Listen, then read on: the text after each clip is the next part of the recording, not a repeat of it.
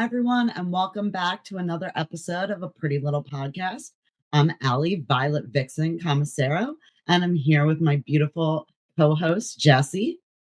Hello, guys. Welcome back. We've had a lot of episodes, but I feel like the quality every single time just keeps upping themselves, and the guests. So excited. Ladies and gentlemen, pop punk lovers, and anyone who's ever screamed, "It's not a phase." Get ready, because tonight we're diving into the world of high energy riffs, infectious hooks, and the kind of music that makes you want to jump around your bedroom like it's Warped Tour 2005. Please welcome, always grounded. Hello, guys. Welcome. Hey. Hello. Good to be here. This is You're a making lovely me space smile. you guys have. Right? Hello. Hello. How's everybody doing? Great. Yeah, How are you? fantastic.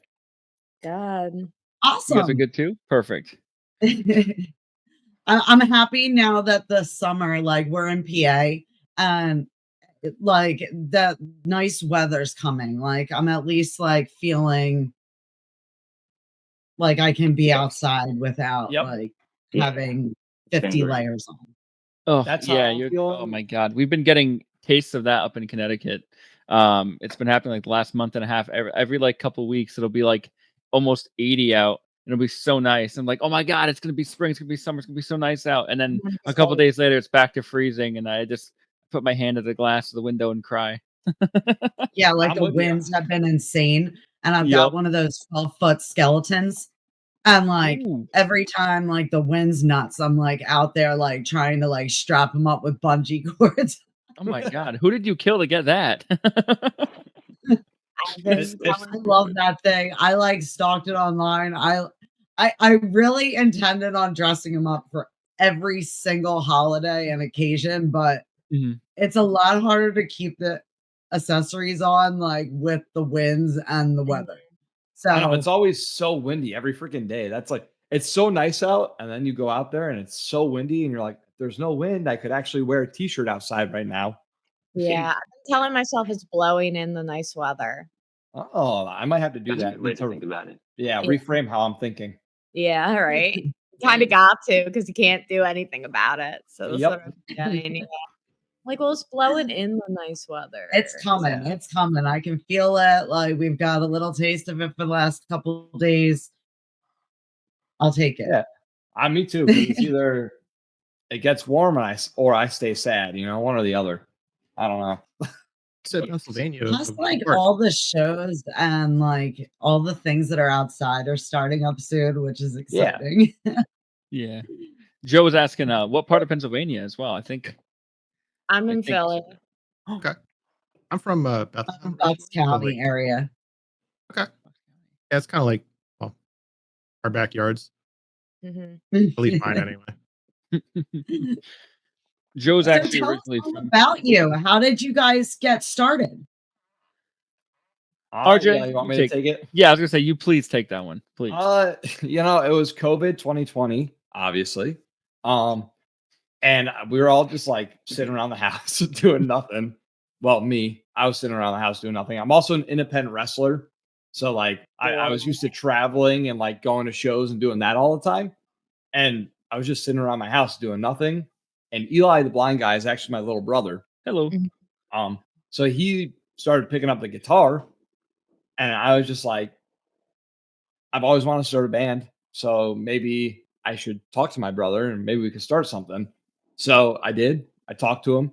We started a little acoustic punk project called Always Grounded. But one of the songs on the like EP that we were working on was not acoustic, and that was the song that was doing the most well. So I was like, hey, maybe we should make this a full band thing. And from there, Always Grounded took off. Did that make sense? Did I skip anything, Eli? No, that's No, nothing really skipped. No. But I think it was a little earlier. I think it was like late to mid 2019 is when we first started. I still have some of those really early demos, and both of us were so bad at singing. I'm still horrible, but I'm the oh my worst. God, I used to sound like Kermit the Frog, and RJ sounded like he was doing a poor Tom DeLonge impression. It was quite a time, and thankfully somehow people liked it, and that made us want to keep doing it. And Mhm. here we are, 3, 4, 5. It's 2025. Yeah, Oh 5 my years later. God! You just witnessed me have an existential crisis. I get it. Oh my God! Okay, here it's 5 years later. Oh my God!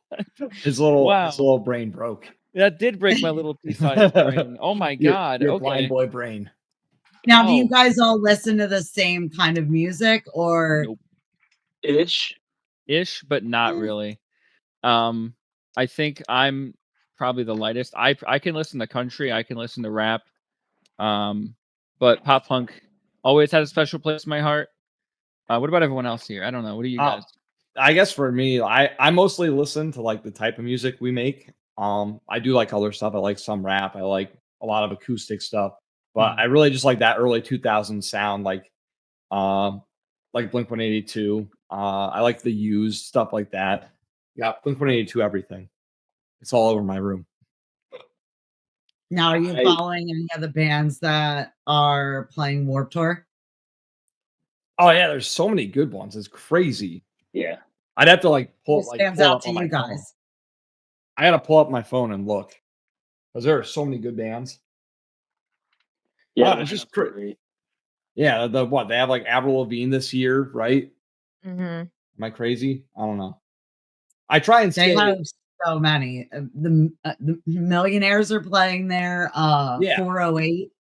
Yeah, I saw that. Yeah, it's crazy. I know. We played with Ring Pop, who's doing the whole thing over the summer, so it's cool to see them on that. Yeah. That's awesome. Yeah, they're crushing it. Yeah, I try and stay as well connected with everything as I can, but like I'm doing wrestling at the same time, so sometimes I miss shit and I'm embarrassed, but I do the best. Oh, was that You me who froze cut for a out or him? That was No, RJ froze for a second. Okay. Did I cut out? Now, if you could pick one of your songs from your discography, what song would you have for your theme song, Walking Out, since you're a wrestler? Well, I've been doing This Place Sucks, but you guys don't. I feel like that's like the most hype song that we have. The other ones are just really sad sometimes, and I'm like, I don't know if I want to like make the crowd sad. But we actually kind of cool. Yeah, GFY would be fun, but there's F-bombs and stuff, so I don't know. Yeah. Like, get away Not with great it. for a family event like wrestling is. But like we did perform my entrance once. Like I literally like we played before and then like I came out singing it. And then there's another time where we played the Worcester Palladium, which was really cool. We literally wrapped up our set and like my match started immediately after. Like my opponents came out onto the stage. We started brawling. It was cool. It's fun to incorporate it when I can. Those were wild experiences. The first one took place at like a high school gym, and we were in the corner of the gym with the worst acoustics a room could possibly have because it's a elementary school gym or high school gym. It was a community center.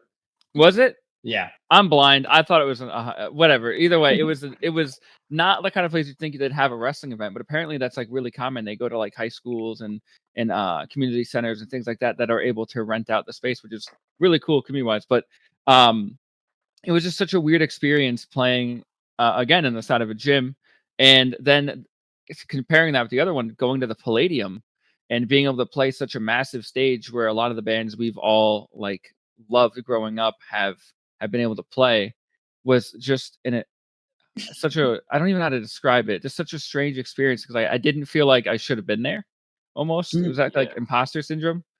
And then RJ got beat up, and that was weird because that show and there's wrestling, he's the bad guy, but then people liked the band, so that was a weird dynamic as well. It was fun. It was very, very fun. Everybody loves to boo the heels. You gotta remember that. Like that it's the love to hate. So I've watched a lot of wrestling and like you see like you know, the boos, they're the claps, you know, it's the heel. So we did like a whole boo yeah thing, like where Eli was just like, give it up for Always Grounded, and everyone was like, woo, and I was like, well, how about RJ Rude? And the whole crowd booed. It was cool. We did it like 4 or 5 times. Who's your favorite wrestler? So since everybody's wrestling, like, what do you guys think of everybody saying that Stone Cold's gonna come out and like whoop The Rock's ass at WrestleMania? Are they saying What do you that? say? Yeah, they like saying I've that? seen it Oh, I all hope so. over social media.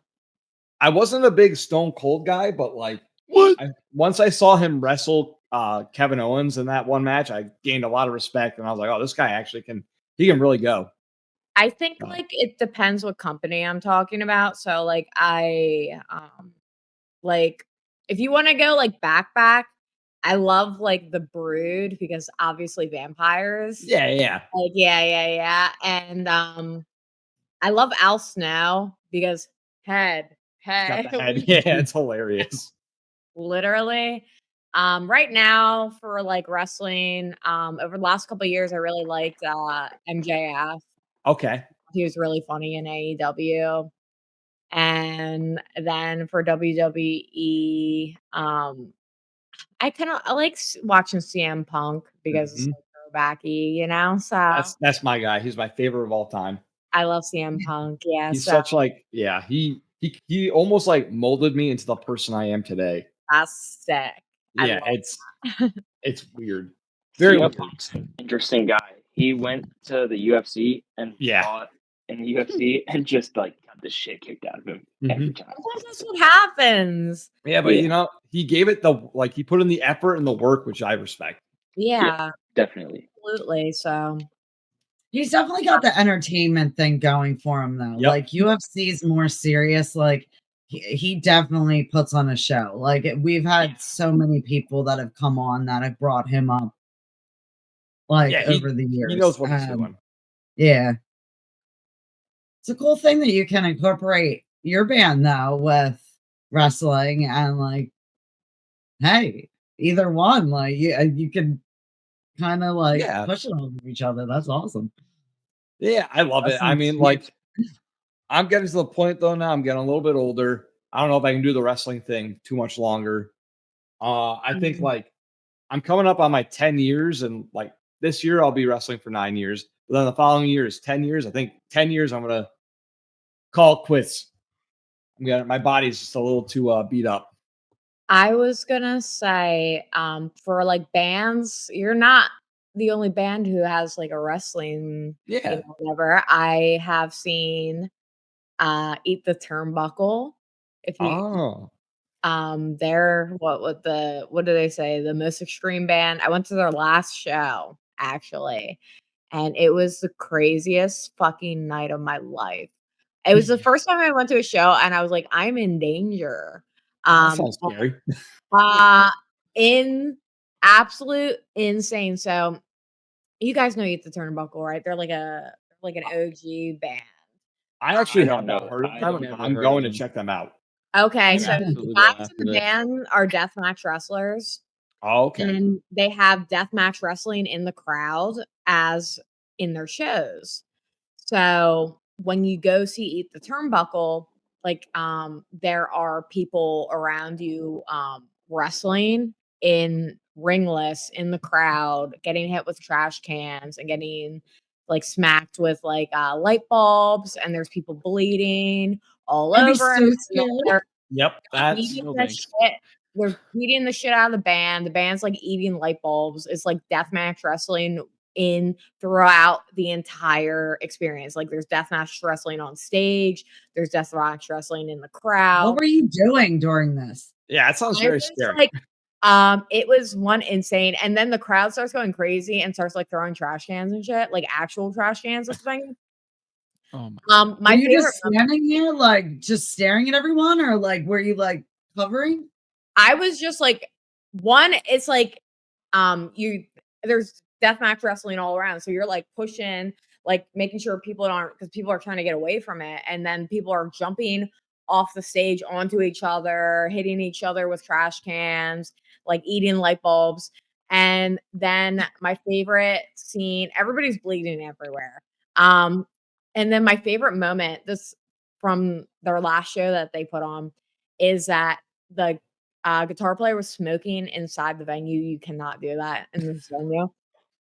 And then the guy, one of the staff, goes up to him to like tell him he can't smoke, and he walks up to him, and the guitar player who's smoking the cigarette is bleeding because he got hit with like a light bulb, and he has glass on his forehead, and he's just bleeding, and he goes and smoking a cigarette, playing his instrument and bleeding from the head, and the guy goes up to him and goes, and then just turns around. Like he doesn't even takes one look and says, I'm all set. Nope. I don't need like, to bother.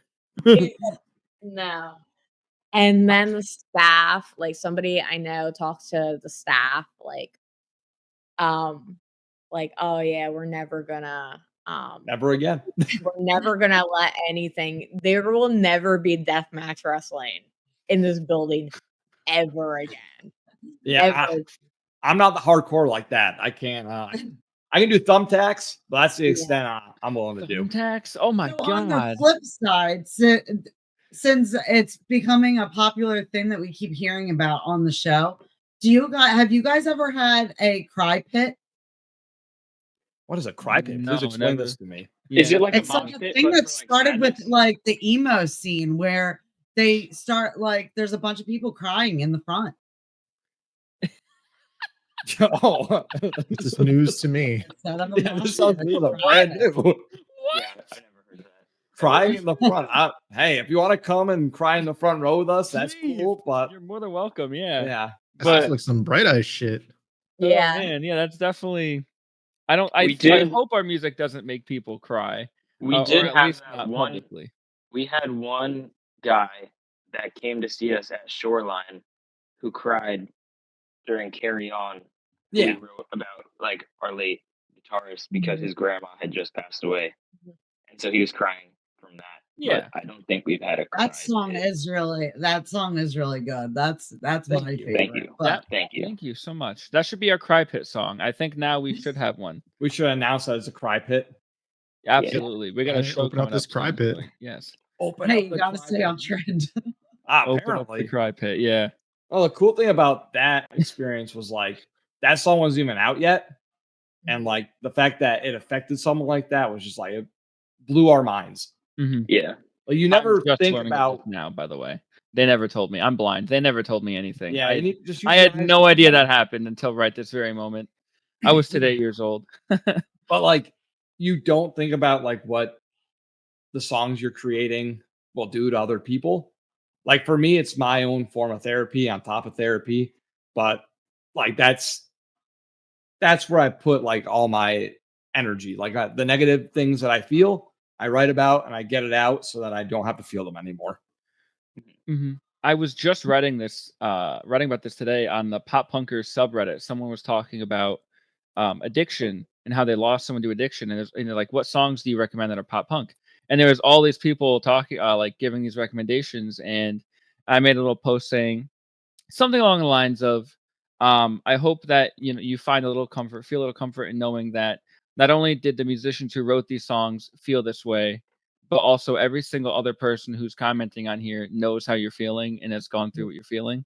And I just think that's such a beautiful thing about music is that number one, these songs are made by artists who feel that way, but then also can speak to so many who feel that same way. It's absolutely beautiful.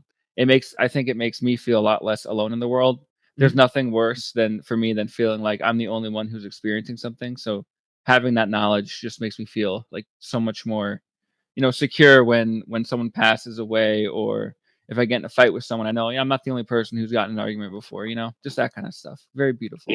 I know music helps me get through. Yeah. So what song would you say for someone that's never heard you before, if they could listen to one song like first, what would you say they should listen to? Tired Bones. Yep. 100%. Me and Mason. Oh, and Joe. I'm a Carry On guy. They're That's both just me. so good. All right, give your reasons. Hold on. Let's give reasons. For me, I think Tired Bones there's something special about it instrumentally. And then I just think if in my brain, if I want to show someone a song and be like, hey, listen, this is what Always Grounded sounds like, it wouldn't be a song that has 5 features on it. Roasted. Absolutely roasted. That sounded like a fly. Why are you like coming and attacking? It wouldn't be a song that had 5. I just, you know what I mean? Like, if I'm like, hey, this is my band, and also 6 other bands, you know what I mean? Like, yeah, that's kind of. But it shows that we play well with others. Come on.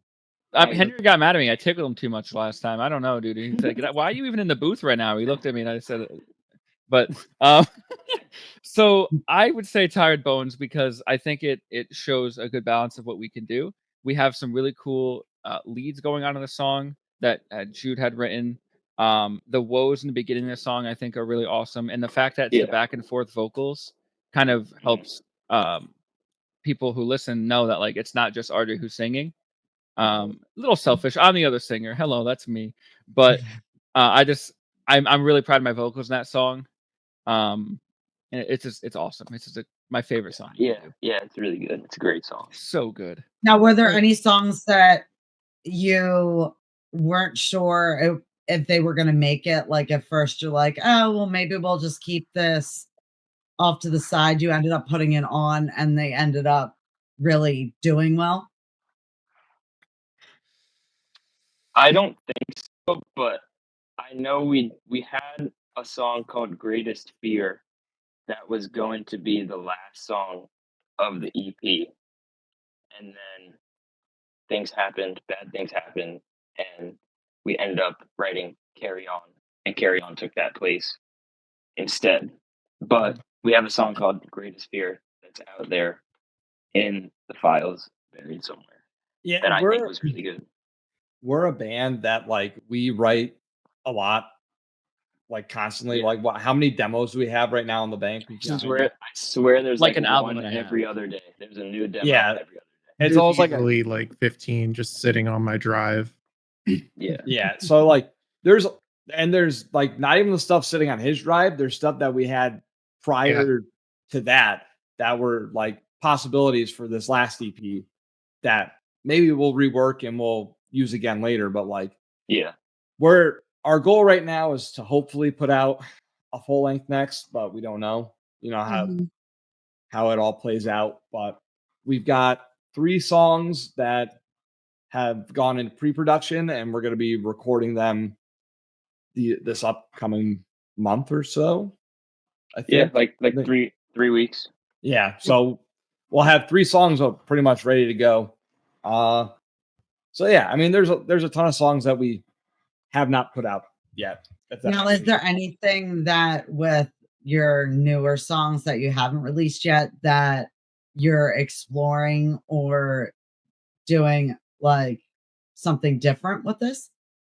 Yeah. What do you think about Mason? Yeah, Mason.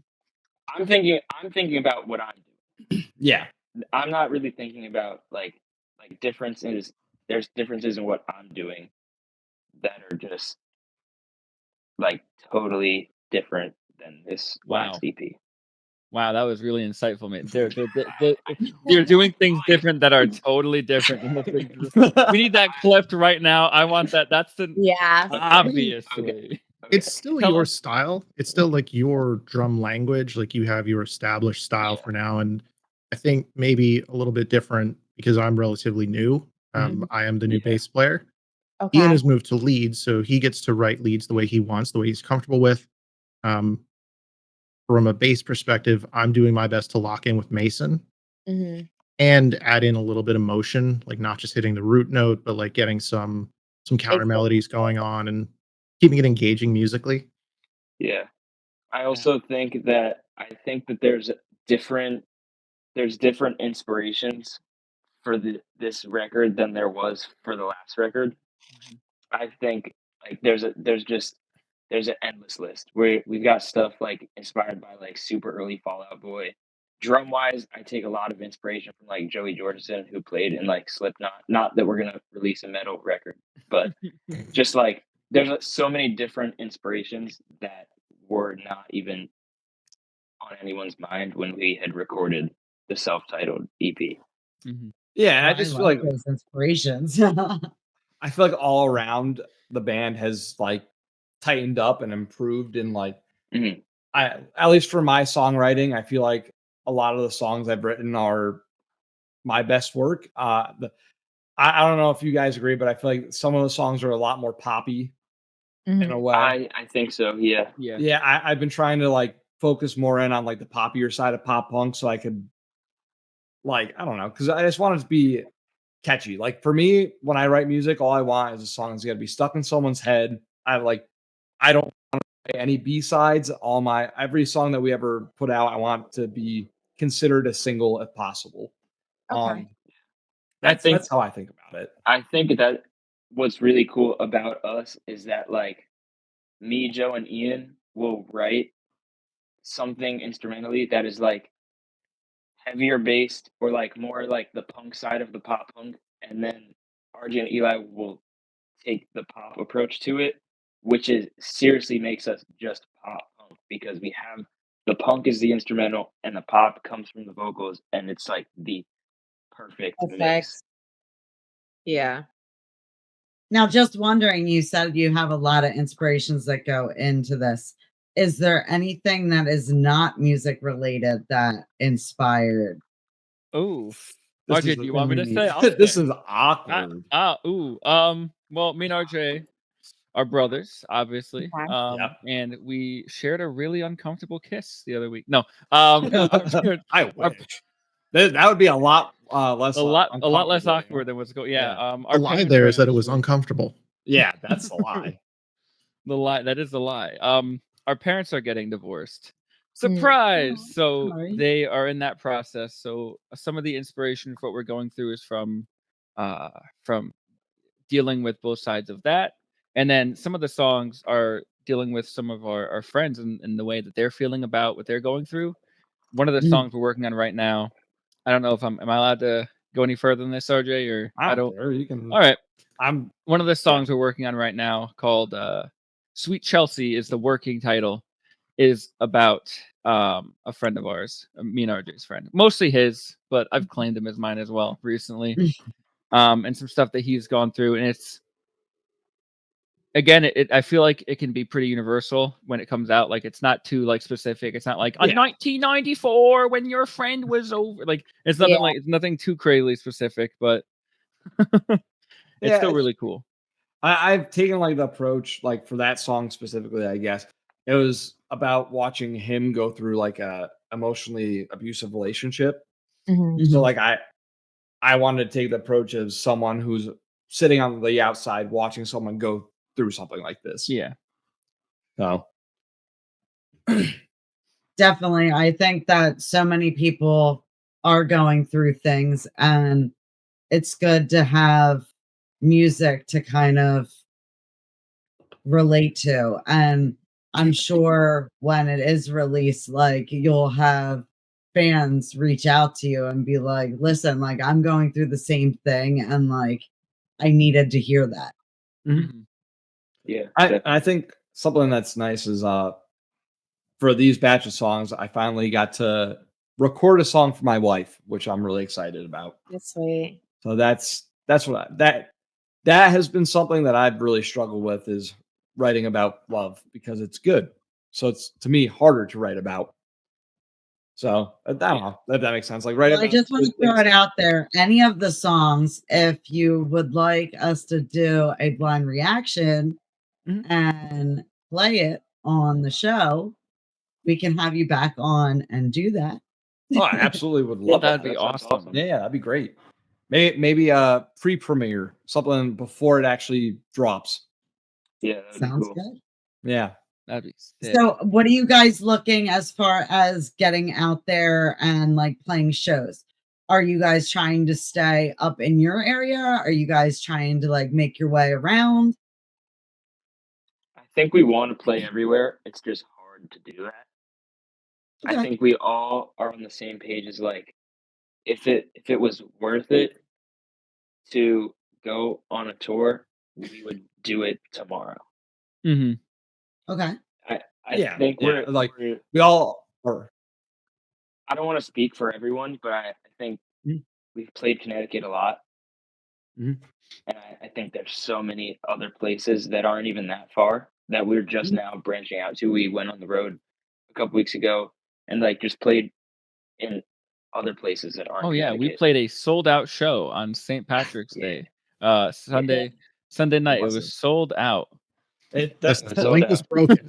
The link was broken, and it said that there was no tickets available, and it was sold out. And we were like, "Oh, great, that'll be awesome!" And it wasn't. It was not. Guys, but it's okay. Come on, it was sold out. It was so good. Friends that book for all sorts of venues. Just had one earlier. I mean, like, we know plenty of people. So if you're trying to come through, like, New Jersey, Philly, and this way, like, we can definitely keep in contact with people. The new, what just opened in Allentown? Archers? Yes, that would be sick. We will, and the ballroom, or TLA.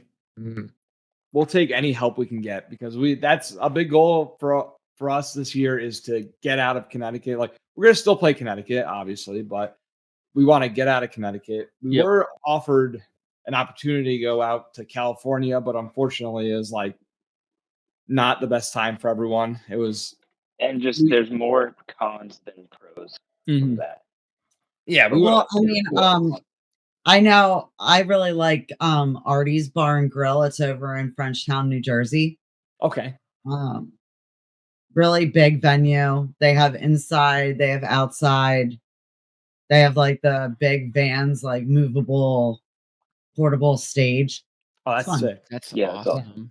You had me at Bar and Grill. Oh, you had me at Grill. Oh, I was gonna mean you both that you could tell we're fucking brothers right there. I was meant to go say the same thing at the same time. Oh, I love. Yeah, we'll get you down here. We'll get you some cheesesteaks. Oh. Please. Oh, I love those. Oh, Philly steak. I'm hoping Music Fest gets back to us, but I know they're still in like early booking. They're doing the main acts now. There's also Elephant Talk in AC for indie bands. Okay. Elephant Talk. I'm gonna write that down. So that's a nice one. Write down Artie's Bar and Grill as well. Artie's Bar. I'm not on my phone for any other reason. Just writing stuff down.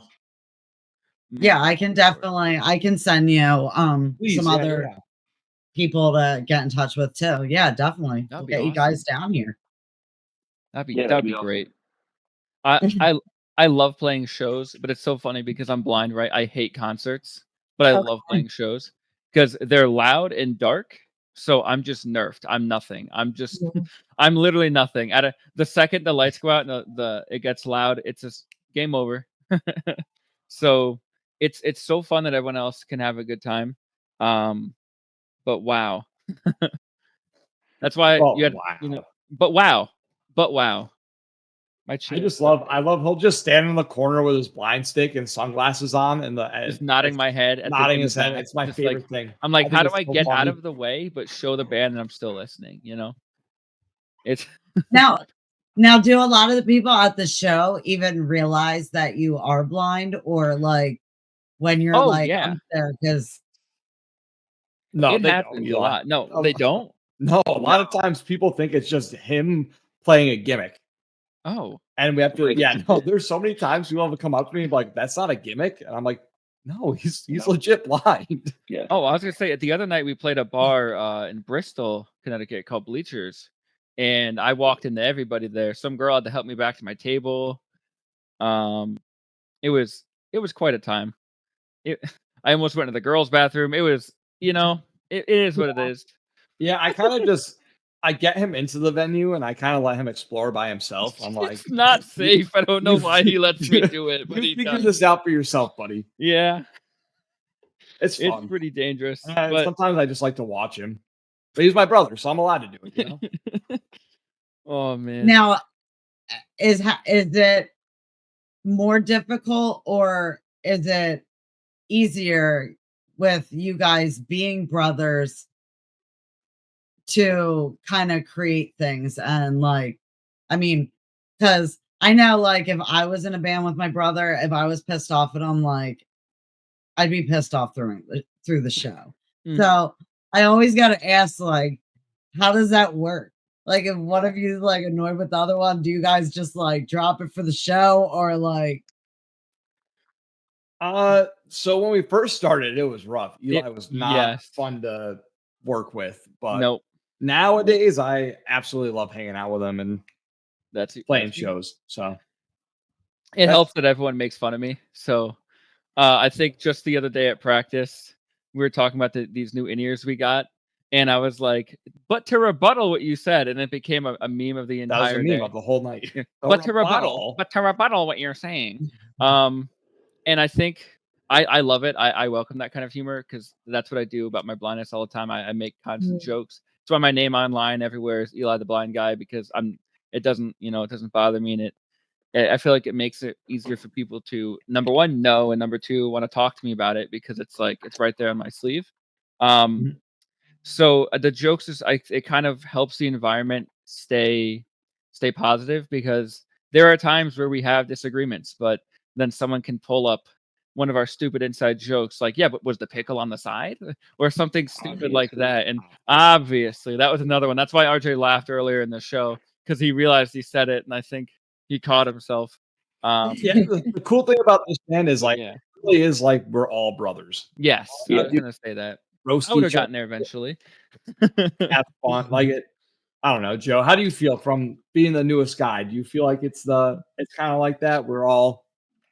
Yeah, absolutely. It's more than like fast friends. It's like fast family.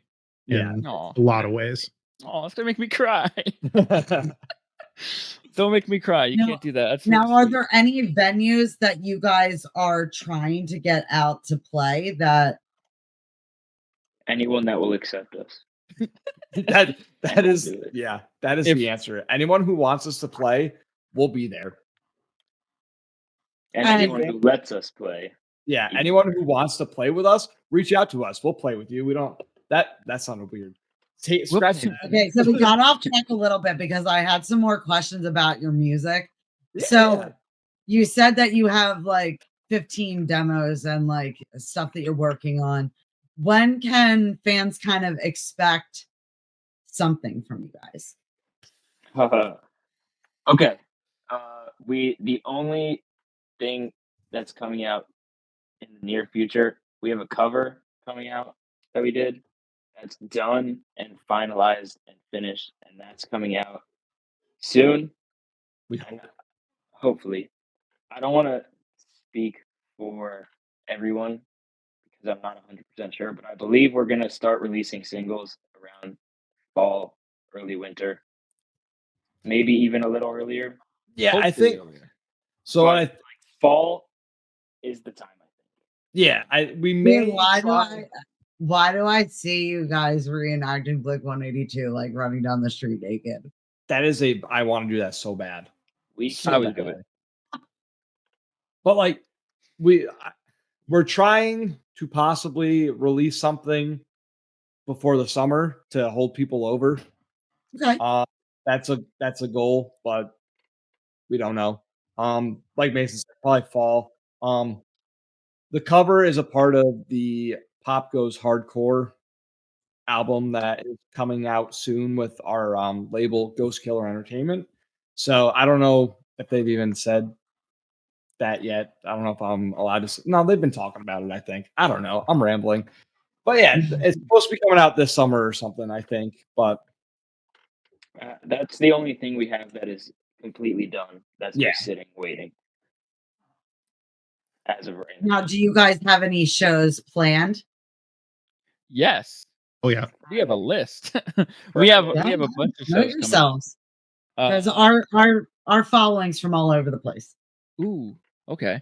What shows are public, guys? I don't know. I know every show is public. I can go down our list. Go down the list right now, RJ. On Friday, we're playing the Webster Underground with Millington and Eternal Boy and Pull the Curtain.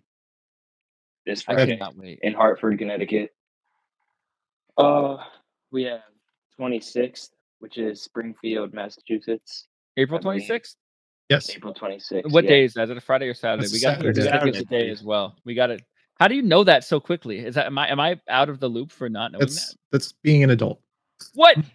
This okay. Well, then tell me what day. There's only one show we can't 50th, announce. 2,500. Yo, we're the same way. Like I didn't realize that we had booked someone on Easter because I tried to be an adult and get a calendar like that I could write the shows on, and I didn't use like my son's calendar that actually has all the holidays on it.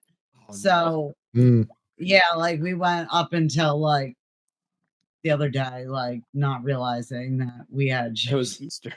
Oh goodness. But yeah, sorry. 4/4, which is this Friday. Mason said we're playing with Millington and Eternal Boy at the Webster Underground. And pull the curtain.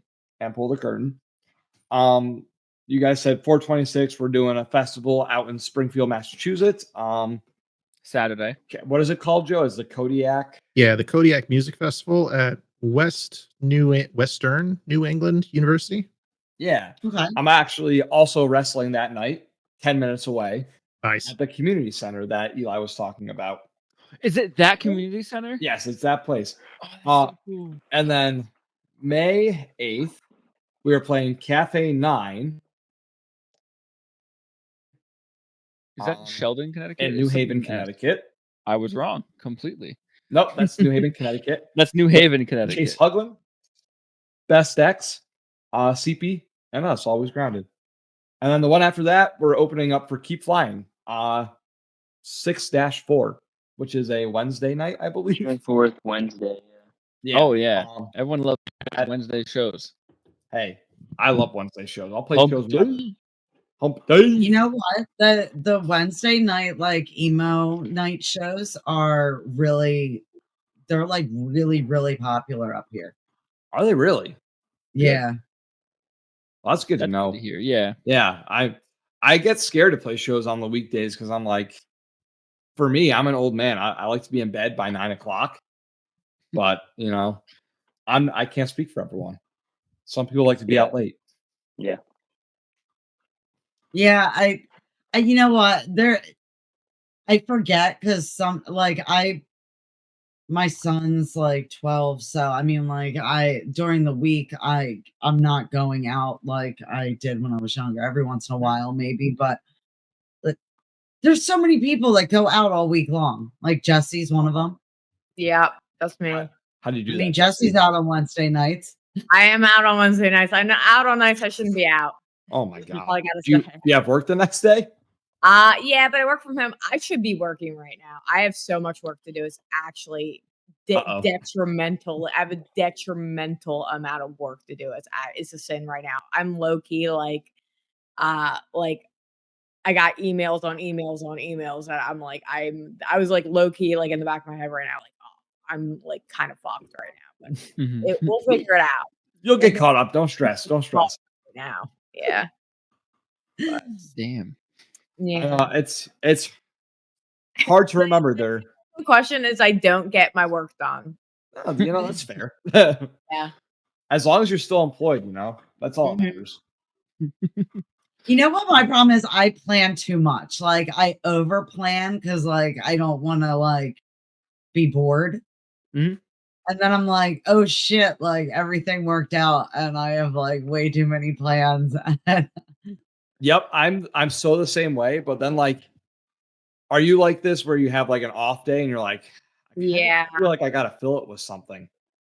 And then you fill it. Yeah, and then I'll be like looking homeless at home in my pajamas all day, and everyone's like, what's wrong with you? And I'm like, it's my day off. It's a good day, yeah. That's how I spent most of today. I was like, did not want to do anything. I ended up going to the gym because I have a show tomorrow night I got to go wrestle at. But besides that, I just lounged around, watched a lot of TV with my wife. There's nothing wrong with saying you're doing nothing for a day, and nothing is what you're doing.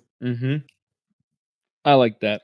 That was like my New Year's resolution. I was like, I'm not going to be hard on myself for, first of all, things I can't control. And second of all, for like being okay doing nothing. Like, you got to recharge sometimes. You have to, or you will burn out.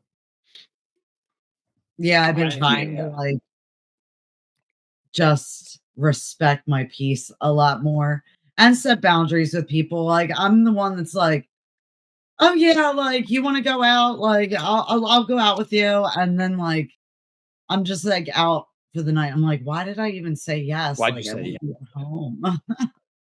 Yeah. I don't know if you have any animals at home, but sometimes I'm like, Yeah, I just I want have to be a with my dog, dog. and it's Yep. like hard with that. I just want to be with my dog. Oh, She's right so here. cute. She's so cute. This is 6. Oh, I have a Labradoodle, and he'll just if I had the door open right now, he'd be barking up a storm. Oh yeah, she's a Velcro pup. She like gets anxiety if she's not like touching me in some way. Oh my goodness. That's a very cute term. I've never heard of that before. Velcro pup. I love that. That is so sweet.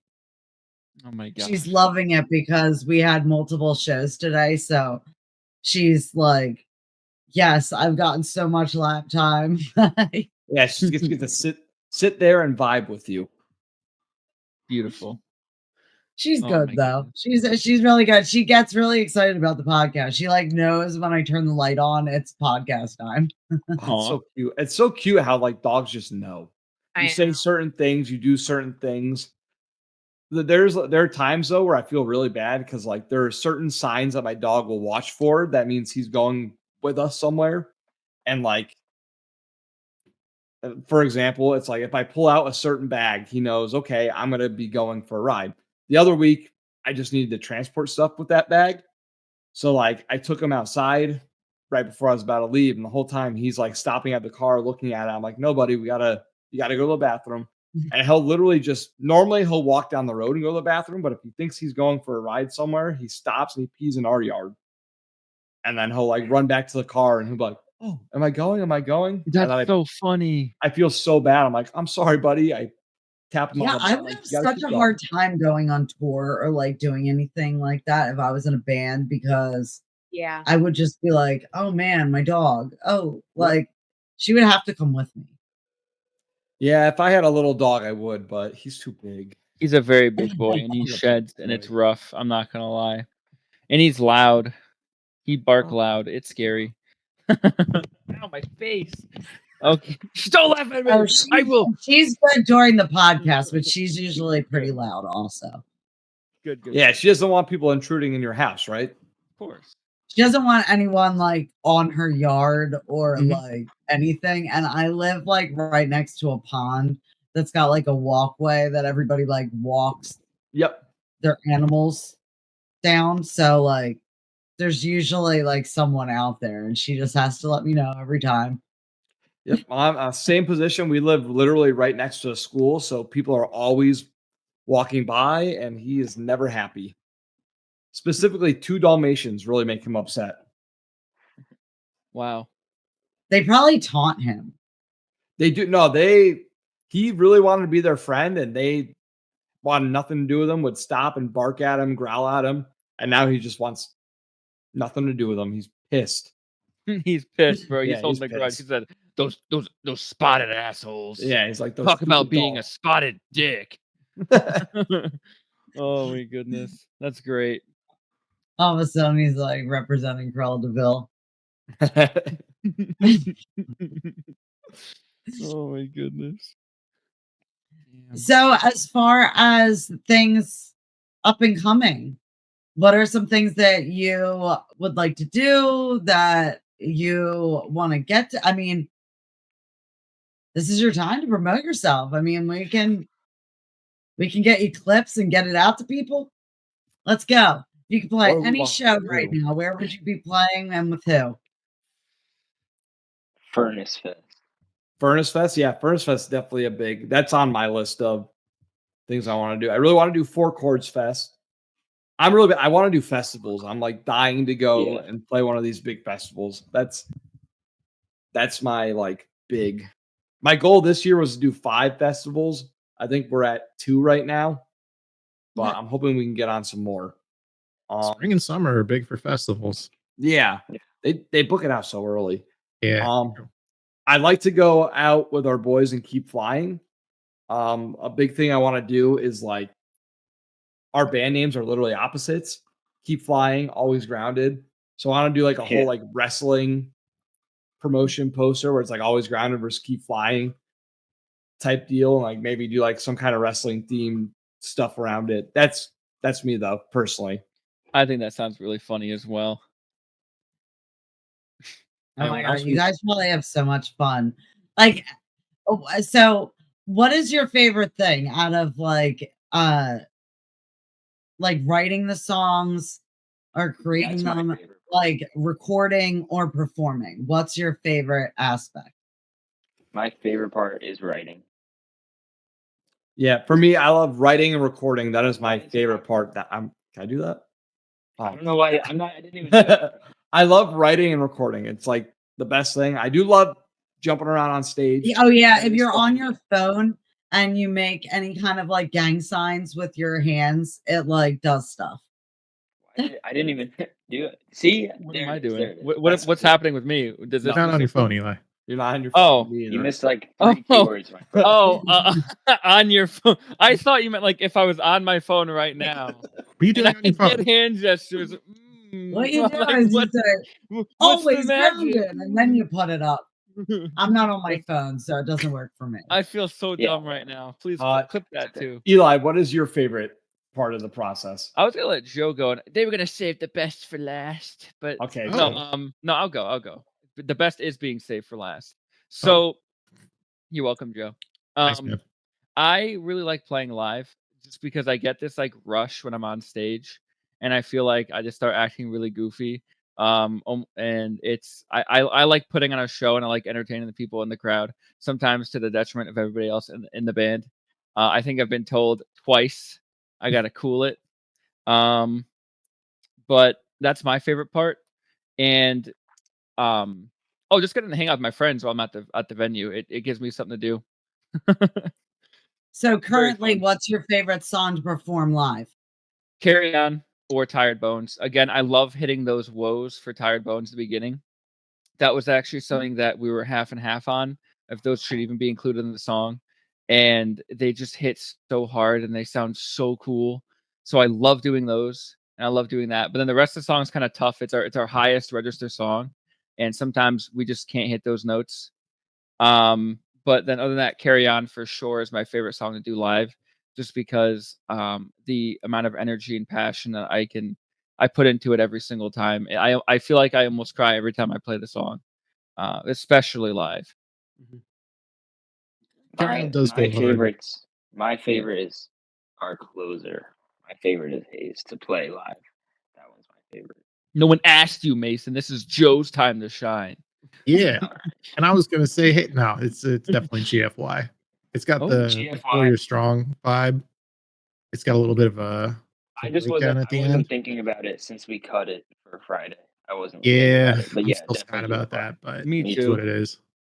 That song goes unnecessarily dynamic. Even when I was finding like what I wanted to put for stories and all of it, like I had to kind of go through the whole song because I'm like, man, it changes so many times. Like I don't know if I want this vibe or I want this vibe with it. That's awesome. That's good to hear. So, Joe, what were you gonna say about the your favorite thing to do? Yeah, Joe. I love everything about the entire process. So it's like super hard to choose. Probably tracking. Because like writing it out, yeah, that's cool and all, but actually getting in a studio, working with the producer and figuring out what fits where to like really make that make the part shine. I think that'll always be my favorite. Yeah, I think sitting down with a producer and like one that actually, really like knows what they're doing, loves the genre, loves what they're doing. It's like the difference between okay, you put out a record versus you put out a good record. Agreed. So how has the band evolved since Joe has joined? Oh my God. How hasn't it evolved? Let me make sure my phone is on mute. How hasn't it evolved? That's a great question, Allie. So it has evolved up a few hobbies and a few projects. It has evolved a lot. Joe, one of the first things RJ asked me when I was like in the applying process or trying out process was if I've had any experience with in-ear monitors, which I come from a metalcore background. You would think I would, but I've never had to do them and like actually figure out the system myself. But I spend a shitload of time on YouTube, so it really wasn't that hard of a process. I had a spare road case laying around. I picked up a rack mixer, 2 patch panels, and within like 2-3 weeks, we had an in-ear system figured out. I have a MacBook, all the tracks are loaded on. I got to write in sub drops, so I think I stepped up the live show a little bit. Everything's A lot of it. A lot of it. a little bit tighter. I got very passionate about that because a problem that I've had for a very long time being in the band is the amp that I had access to was like really crappy little. It's called the Marshall VS100, which sounds okay for practice, but at a live show, my first of all, I had bad taste in guitar tone at the time, and it was hard for me to set up by myself. So Ian was letting me use his amp for a while, but what ended up happening there is I couldn't see the knobs. The knobs are literally just a flat circle. So when the way I would have to feel the amp is with a chicken head knob that has like the little arrow that you can actually tell where it's pointing. So I couldn't set up the amp on my own, which means Ian had to spend time setting me up with my pedal board and then making sure he was set up. By Joe joining the band, he's using a modeler. Is it? What's it called, Joe? I don't know. Quad Cortex. A quad vortex. Thank you so much. Quad vortex or Cortex. Cortex. Cortex. Listen, they're right next to each other on the keyboard. Okay. RJ thought that was It was a funny. typo. Please sponsor me, Neural. So he plugs himself in and then plugs me in, and we're Yeah. done. I run my bass through a few different pedals, and then I send it through the quad for just some impulse response. Eli has an entire virtual rig on my Cortex. I run through a power amp, send it to a cabinet on stage. He has to show up, plug his guitar in, and he's good to go. And that has saved the band so much time because now my gear doesn't have to be lugged around. It's just me and my guitar. And I appreciate it immensely. Joe has brought so much value. It's surprising his name is only 3 letters long. It's that much value. Like it should be like a mile of letters to have to say his name. Yeah, he's also helped us out with like when we record demos, like he's made our demo sound even better. Yes. Which is nice because I hate how I sound all the time, but he makes me hate myself just a little less. I can speak producer a little bit too, so it's easier to work in studios. Yes. Yeah. That has already come in handy. It's insane in the membrane. Joe is greatly appreciated. Hearts to Happy you, to be Joe. Well, that's great. I mean, you can definitely like hearing the older stuff versus the newer stuff. You can definitely like hear you guys evolving. I mean, thank you. I would like to know what is the like inspiration behind Midnight Drive. Okay. I don't know. It was one of these things where Eli had you had one riff? I had a riff, and then I turned it into an entire song, and I posted a demo saying, "RJ, try putting some vocals on this." And then he came in and was like, "Boom, boom, boom!" Pretty much everything that you hear was written by RJ. I added a couple things, like extending words or like changing some words around, but after that, then Ian came in and said, "Let me fix these like rhythm parts. I want to make it more like baba, baba, like during the verses." I think lyrically, RJ, you probably have to speak more on what the inspiration was there, but I think the thing with that song was he sent me the song just like he only sent me the chorus section and said, "Hey, can you write a chorus to this?" And I just sent him. That was the first thing that popped in my head, and it somehow stuck. And I just kind of wrote around it, like the whole thing.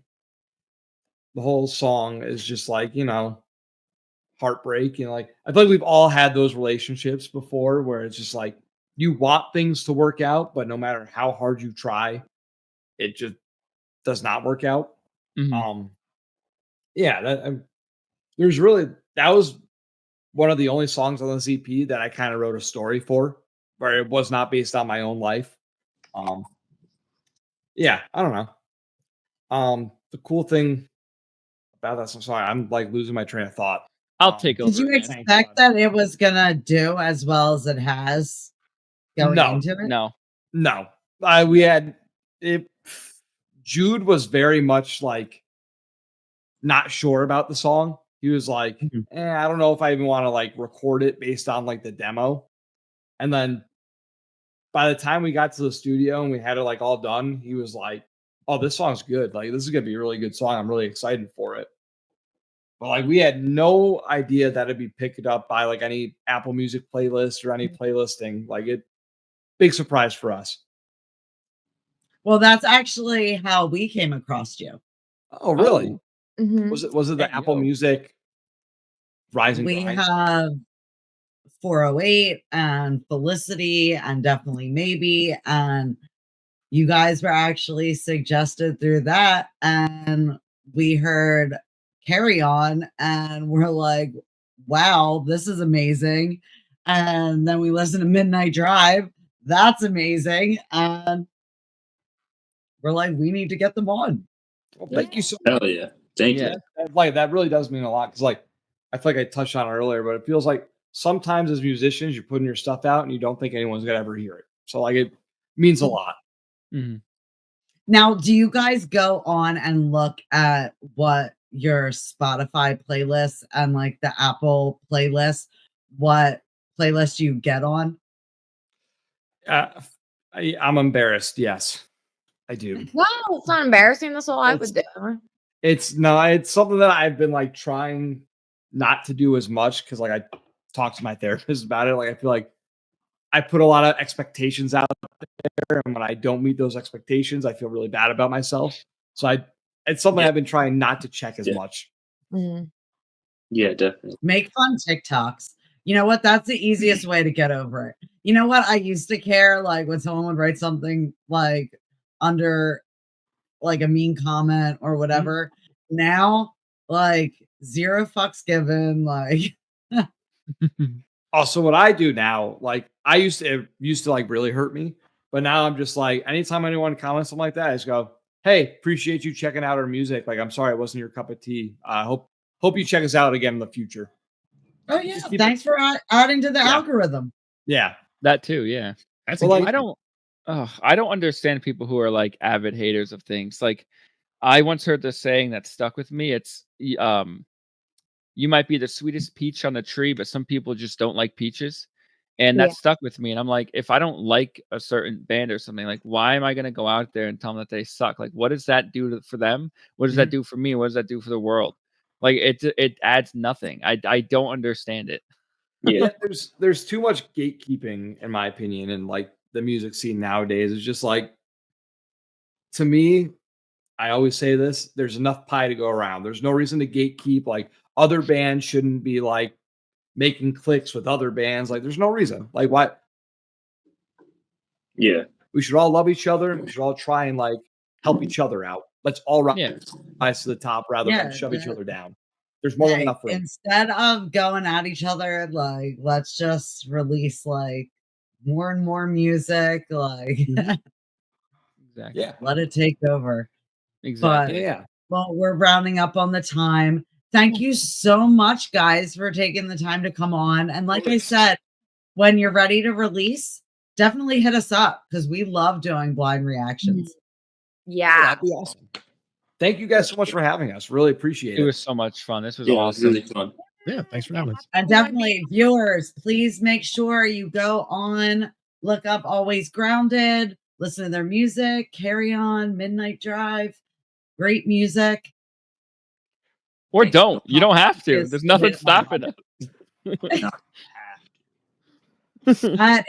And hey, they want to have a cry pit. So like, let's get it started. Come on.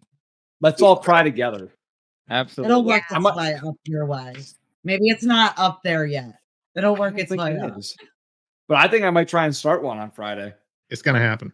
Yeah, I'm gonna say, open up this cry pit. It's time to get going wireless. I'll start the cry pit on Friday if I have to. Oh, good. If you're crying, I'm crying. Oh, man. Well, thank you so much, guys. And we will definitely keep in touch. We will send you everything when this airs. It'll air on Wednesday. So we'll get that over to you so that you can put it on social media. And definitely, I will send you the names of some places if you want to try and get like a mini tour going together down here. please and thank you. Cool. Thank That'd be you so great. much. Thank you. Sure. Thanks, guys. Well, thank you. Thank you. How do I'm old. I don't. Oh, they were so fun. For them. Definitely got a lot going on. Well, Six is looking at me like, yeah, you need to take it off. Yeah. Yeah. But thank you everyone for tuning in. Please make sure that you check out Always Grounded. Make sure that you subscribe to A Pretty Little Podcast. We've got a lot coming up and you don't want to miss anything.